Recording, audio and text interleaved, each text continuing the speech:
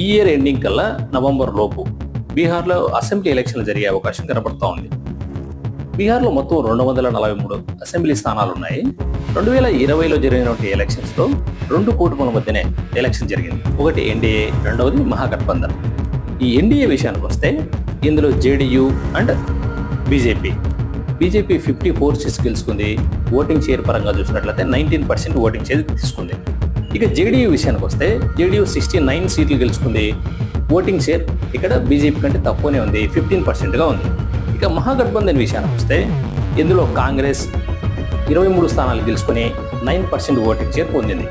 ఇక ఆర్జేడీ ఇక్కడ ఇది 80 సీట్లు గెలుచుకొని 23.5 ఓటింగ్ షేర్ గెలుచుకుంది. బీహార్లో సుమారుగా 7.6 crores ఓట్లు ఉన్నట్టుగా రీసెంట్గా ఎలక్షన్ కమిషన్ తెలియజేసింది. ఈ మొత్తం ఓట్లలో ఓబీసీ, ఈబీసీ కేటగిరీకి సంబంధించిన ఓట్లే సుమారుగా 63% ఉన్నాయి.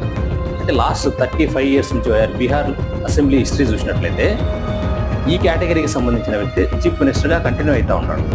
రీసెంట్గా ప్రశాంత్ కిషోర్ కూడా జన్ స్వరాజ్ అనే పేరు మీద ఒక పార్టీ స్థాపించాడు. పాదయాత్ర చేస్తూ ప్రజల్లోకి బలంగా తీసుకెళ్లే కార్యక్రమం కూడా చేస్తూ ఉన్నారు. రానున్న ఎలక్షన్స్లో బీజేపీ ఇప్పుడు సాధించిన 54 స్థానాల కంటే గణనీయంగా స్థానాలు ఎక్కువ సాధించే అవకాశం ఉన్నట్లుగా కొన్ని సర్వేలు చెప్తా ఉన్నాయి.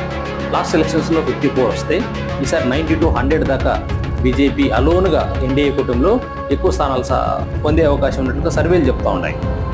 ఈ బీజేపీకి వచ్చే ఓట్లలో ఎక్కువగా ఆర్జేడీ, జేడీయూ అండ్ కాంగ్రెస్ ఈ 3 పార్టీలే స్థానాలను ఎక్కువగా కోల్పోయే అవకాశం ఉన్నట్లు కూడా సర్వేలు చెప్తా ఉన్నాయి. వీళ్ళు బీజేపీనే అలోన్గా ఎక్కువ స్థానాలు గెలుచుకుంటే నితీష్ కుమారే సీఎం అభ్యర్థిగా ఉంటాడా, లేదంటే వేరే వాళ్ళు ఎవరైనా తీసుకొస్తారా అనేది ఆసక్తికరంగా మారే అవకాశం ఉంది. Please like and subscribe my channel. Thank you for watching.